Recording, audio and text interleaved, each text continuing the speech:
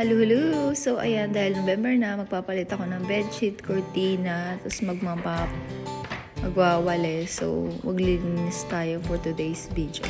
So, dahil nag-memories today, na 1 year na yung nagpa-medical ako sa Manila. So, nung time na yun guys, sa IOM ako nagpa-medical dahil nagbasa ako kung saan ba mas okay. Sa St. Luke's ba or sa IOM. So, mas maraming good feedback sa IOM kaya doon ako nagpa-medical. So, nung time na yun guys, nagpa-appointment ako through email. So, nag-email ako noon. Tapos, nag-reply sila agad na pipilapan mo yun. Tapos, i-reply nila sa'yo kung kailan ka magpapaschedule. So, medyo natagalan yung akin dahil walang mga slot na schedule. So, nung time na yun guys, pumunta kami ulit sa Manila, sa Makati yun. Kami yung pangalan, Manila Health Center. So, nung time na yun guys, may oras din yung appointment. Pagdating doon, pipicturan ka, tapos magbabayad ka doon kasi cash lang yung pwedeng ibayad. So, 10,000 yung bayad sa akin.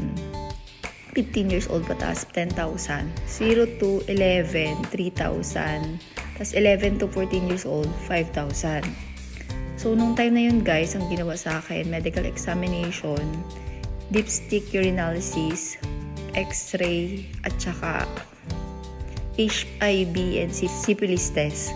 So, yun yung ginawa sa akin. Medyo matagal, pero mabilis yung transaction nila kasi sunod-sunod. Tapos, makikita mo lang yung pangalan mo or ay number mo sa TV. So, synchronize siya guys. Maayos. Maliit lang yung lugar pero maayos siya. Kaya mabilis nang tapos.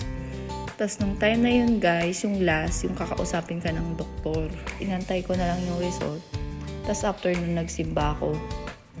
Tapos, makikita mo, may isisend sila sa yung report. Makikita mo dun kung ano yung mga ginawa sa'yo. Tapos mag-aantay ka na lang, isisend nila yun sa immigration ng Canada. Mag-aantay ka na lang kung medical pass ka na.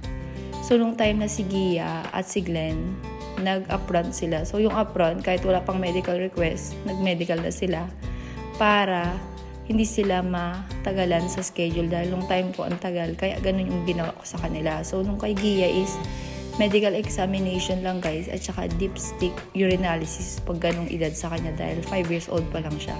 So si Glenn, same lang kami. So ganun yung ginawa namin, IOM yung pinili namin. Mas mura din kasi 10,000. So hindi ko sure kung ilan sa St. Luke's, 13,000 yata.